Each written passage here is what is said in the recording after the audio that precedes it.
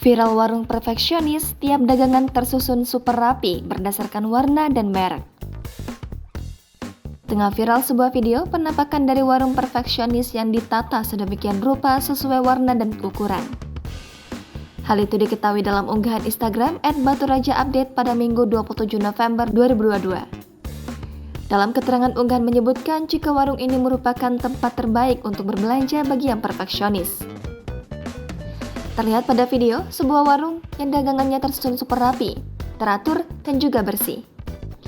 Nampak pada bagian depan warung, bergelantungan sampo yang disusun teratur yang kemasannya diurutkan sesuai merek dan warna.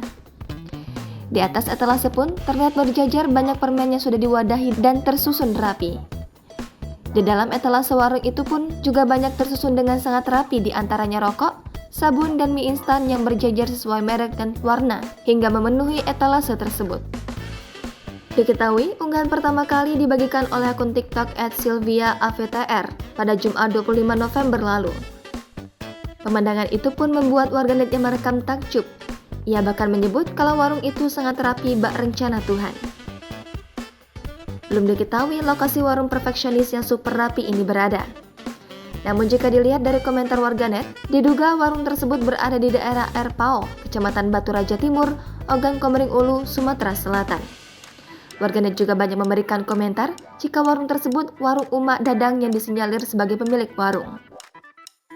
Video yang berdurasi 16 detik ini pun kini ramai ditanggapi oleh warganet.